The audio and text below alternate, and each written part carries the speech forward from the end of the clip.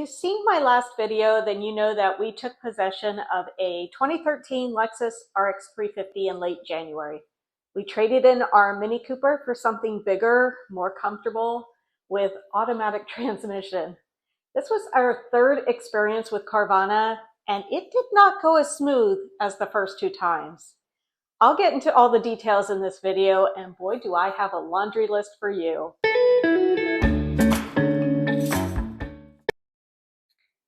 Hi, I'm Nikki. Welcome to La Paz Bound. So, like I said, this is our third experience with Carvana. And let me quickly tell you about the first two experiences. So I did a video on the second experience that I will link below. Our first experience was selling a car to Carvana back in 2023. So my husband had a Jeep Wrangler that he wasn't driving very much, and we decided to go down to a one-car household. So a few years ago, the auto industry, it was still trying to catch up with manufacturing new cars, and used cars were being sold at a premium. So my husband timed it right, and he ended up selling his Jeep to Carvana.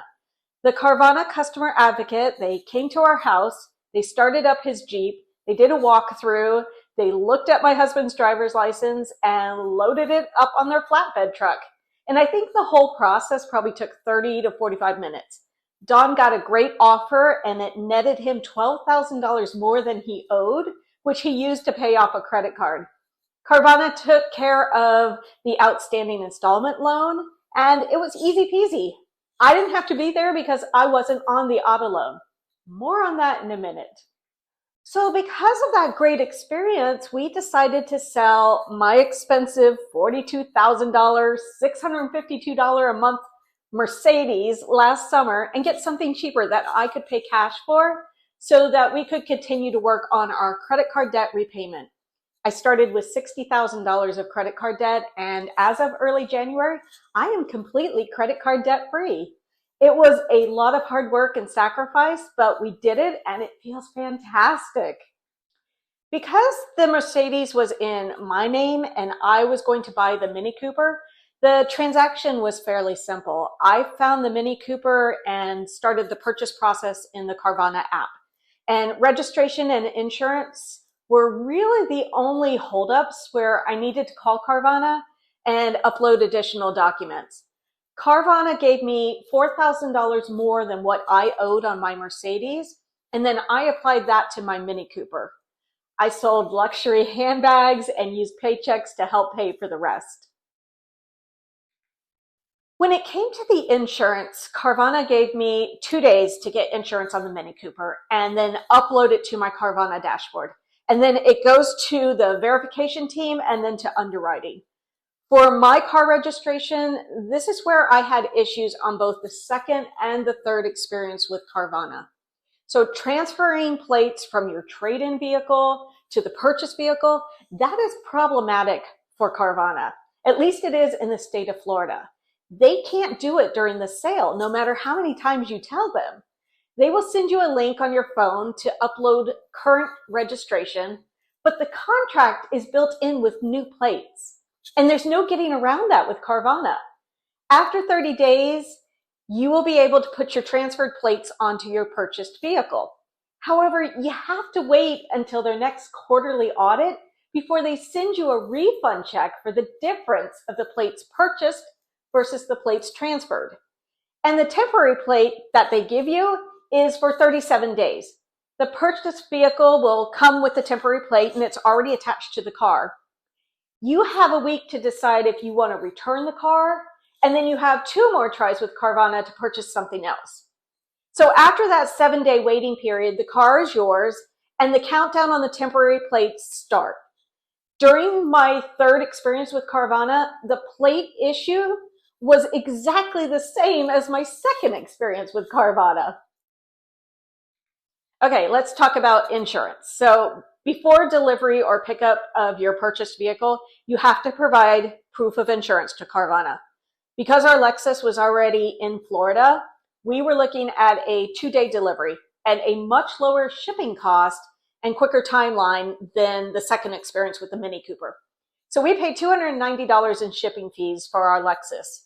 That is paid up front. It cannot be financed.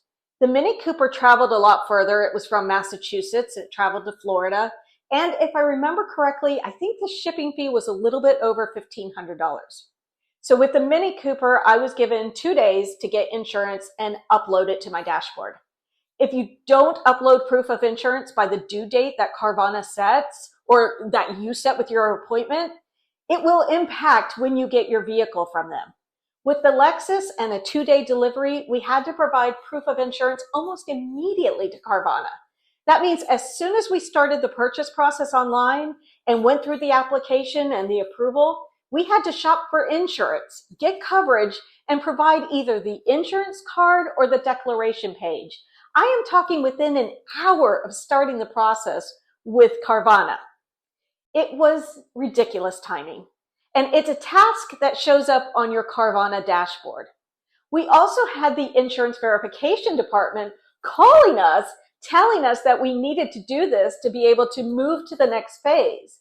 So just be prepared to secure auto insurance very quickly once you start the purchase process with Carvana. Okay, so that's the insurance and the registration. Now let me talk about a huge issue with purchasing from Carvana that we didn't have to deal with the first 2 experiences. Carvana does not allow co-applicants or co-borrowers. They allow co-signers, meaning that you can co-sign and be on the hook for repaying the car if it's financed, but spouses or partners, they can't apply or finance a car together through Carvana. I can't speak to using outside financing because we didn't do that, but if you are applying to purchase a car or financing through Carvana, only one person can be on the application and the loan. We learned this the hard way. Because we were browsing cars on Carvana downstairs on my husband's computer, and we both wanted to be on the application this time, he started the purchase process with them. We got all the way through the application process and noticed not one field asked for my information. Don was prompted for a co-signer, but not a co-applicant or a co-borrower. So we called Carvana and they said they don't allow more than one person to purchase their vehicles. Okay, the next issue. In Florida, if you hold the title to the trade-in and you're purchasing through Carvana, you have to be the applicant. And this is where we had the most trouble with our third experience with Carvana, and where Carvana staff, they're just not properly trained. While Don was still the applicant on the car, we called Carvana and told them that our Mini Cooper trade-in was under my name. I held the title. We talked to 2 different people who told us that it was not going to be a problem, that I would just need to be at the appointment with my title and my driver's license so that I could sign the title over to Carvana. It wasn't until we raised the flag about transferring our plates and talking to the registration department at Carvana that we were told differently. And get this, Carvana policies, they override state laws. We were reading verbatim the Florida statutes on trading in our vehicle to a senior Carvana rep, yes, because we asked for the manager, that if the title belongs to a third party, moi, then in the state of Florida, it can be signed over to the car dealership. Carvana came back and said, we're an online dealership. We're not a traditional dealership. The person who holds the title has to be the person purchasing the car. That's our policy. Okay, so here we were trying to buy a car with Dawn as the applicant and me as the title holder to the trade-in. And after calming down, we asked what our options were. We were told that we can go to the DMV and we can sign the title over to Dawn. Well, the DMV is only open during work week hours, and I'm a contractor, so if I don't work, I don't get the cheddar. The second option was to sell my car directly to Carvana, but in Florida, trade reduces tax, so we wouldn't get the tax benefit of having the Mini Cooper applied to the deal and reducing the amount of tax that we would have to pay on the Lexus. The third option was to cancel the purchase and redo the entire application under my name. So here's where it gets interesting. So rather than us doing that, canceling the sale and reassigning the vehicle to me, the Carvana rep was able to do all of it in a matter of minutes on the back end. They can change everything on their end. But you have to be careful because by default, when going through the purchase process online, if you are financing the vehicle through Carvana, the finance term will default to the longest term that they offer. And I think that's getting pretty scary. So we are no longer talking about financing a car for up to 60 months anymore. I think their default for me was 75 months, over 6 years. That is insane. So you have to make sure to tell the Carvana rep the term of the loan that you want. And I had to repeat that I was transferring plates, which, like I said, they're incapable of doing that on the front end. Also, Don and I both had hard pulls on our credit. When he first applied and then they reassigned the vehicle to me, if you cancel the sale and reapply, you get another hard pull. And you would think with no credit card debt, only a mortgage loan, 1% credit usage, and scores in the 800s for both Don and I, that we would get a low interest rate, right? We're prime candidates, right? Wrong. I'm at 7% with Carvana with this Lexus. With the loan originally defaulting to that 75 months, I was at 6.88. When I told the Carvana rep that I wanted 48 months for the loan term, even though we planned to pay this loan off within this year, my rate jumped up to 7%. How backwards is that for the consumer? Their bank won't make as much off of me on the shorter loan term, so they jack up the interest rate instead. So after all of that, the Lexus that we procured was scheduled to arrive 4 days after the purchase date. I then got an email 2 days prior to delivery stating that there was a delay with the delivery date and it was going to be another 5 days before delivery. Now keep in mind that I'm already set up with my insurance and I'm paying for insurance on that car during that delay period, unless I went into the policy and changed the date and then re-uploaded new insurance documents to Carvana. When I called Carvana to find out why the vehicle was delayed, they said they found an issue with the car, but it would be fixed before it was delivered. I pressed Carvana to find out what the issue was. They called me back and they said it was a mechanical issue that they found. Now keep in mind, this is after Carvana does their 150-point inspection. We immediately canceled the sale of that particular Lexus while I was on the phone with the Carvana rep. Don and I had chosen 3 Lexus RX350s and we went with our second choice, which is sitting in our driveway. As before, the Carvana rep was able to do everything on the back end. The only thing that I needed to do was go into my account and add the vehicle to my favorites to make the process quicker. The rep was able to refund our $1,290 shipping fee for the first Lexus. The one we have now was only $290 for shipping. So we came out much better on the sale. The list price of the first Lexus was $21,000 and our second choice was $18,990. And with my trade-in of $5,200 and another small amount of cash down, we financed $14,292 for a period of 4 years with a monthly payment of $343. In both our second and third experiences with Carvana, we had questions on being able to drive the trade-in while we wait for our delivery date. We didn't get a clear answer during our second experience, but we did get a firm answer with our third experience. Since we are a one-car family, we needed to be able to drive our Mini Cooper to pick up Pico from doggy daycare and possibly go to the grocery store.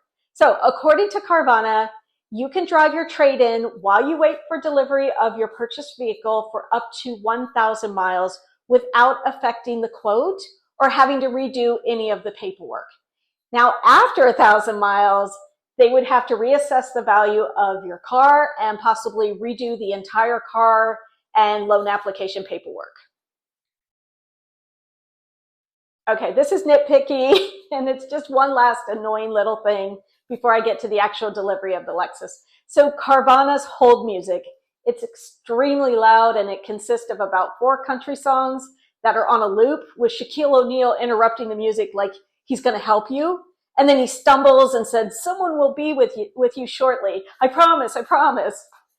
I don't know if Carvana thinks that's what the general public is looking for when placed on hold, but we would have preferred just simple hold music. I mean, this is already a stressful enough transaction. There is no need to blare the music and have Shaq yell into your receiver. Okay, let's talk delivery. It went fairly well. It was fairly smooth. And about a day before delivery, you have to sign a lot of paperwork, like you would do at a traditional car dealership if you were sitting in the finance and insurance office. So you have to sign things like the odometer statement, contracts, registration and purchase documents, insurance verification. And you can pick an e-signature type, or you can sign on your phone with your finger, and it's all done through DocuSign. As with the second experience, the Carvana advocate, she called me about 2 hours before delivery to say that she was on her way, and showed up, just like the second experience, about 15 minutes before that 2-hour delivery window closed. Also, just like the second experience, nothing moved on the status tracker on the Carvana app. I could not track the movement of my vehicle. And I think it's a flaw in the app that Carvana really needs to address. And when the Carvana advocate showed up on a Wednesday evening, it was already dark outside. But we were able to check out the vehicle while it was still on the flatbed truck to make sure that the undercarriage didn't show any signs of rust, which was an issue with my Mini Cooper. It had surface rust, which I did not find out about until I took it to my mechanic for an inspection. So just be aware that if your car lives up north in a salt state, that could be an issue for you. And you'll know where your car lived its life by reviewing the Carfax and the service records that Carvana provides. Once the advocate showed up, she unloaded the Lexus from the flatbed first so that we could check it out, while she took pictures of my driver's license, my proof of insurance for the new car. She started up the Mini Cooper, and she took a lot of pictures of it. Then she told us that she needed to take it for a test drive, but that she couldn't drive a manual transmission. So she asked Don to take her for a drive, and he said that I should do it. She wanted to make sure it shifted okay and that it rode okay. This didn't happen with the first or second Carvana experience. Don's Jeep never went for a ride, and neither did my Mercedes. So this must be something new that has happened within the last 6 months. Then came the fun part. Because she couldn't drive a manual transmission, guess who had to pull up on the flatbed truck with my Mini Cooper? It took me a couple of tries because we're talking about a steep incline that I couldn't see. I couldn't see where to stop, and I was afraid I was going to drive right off the flatbed truck. Talk about a potential lawsuit. I had to have help getting off the flatbed truck. Can you imagine if I had fallen? I don't think that would be very good for Carvana. I then signed over the title to Carvana, and we took the Lexus for a quick spin through the neighborhood. And the advocate finished up with paperwork and chained up my Mini Cooper to the flatbed truck. So the day that I'm filming this video, I received a text from Carvana saying my registration is in process, and that if I have any questions, to type them into the text. I asked if I could put my transferred plate onto my car after February 7th, which is the date that my registration process is scheduled for completion. Here's the reply that I received. Hopefully Carvana is communicating with the DMV, and I'll be able to put my customized plate on soon. So there you have it, all 3 Carvana experiences throughout the last 3 years. Now, would we buy from Carvana again? Yeah, there's some quirks with buying a car online, but I think it's a much easier process than going through the traditional dealership. You don't have to deal with salespeople and the fake, let me go get my manager, see what we can do on the deal. They already know how much up front they're getting and they're making on the car. So it's a stupid, antiquated game that Don and I don't want to participate in anymore. But hopefully this will be our last Carvana experience for a long time. We hope we chose wisely with this Lexus and that we're able to get a lot of miles and years out of it. Thanks for watching. Let me know about your online car buying experience in the comments below. Would you rather buy online or go the traditional dealership route? Please remember to like and subscribe, and until next time, hasta luego, my friends.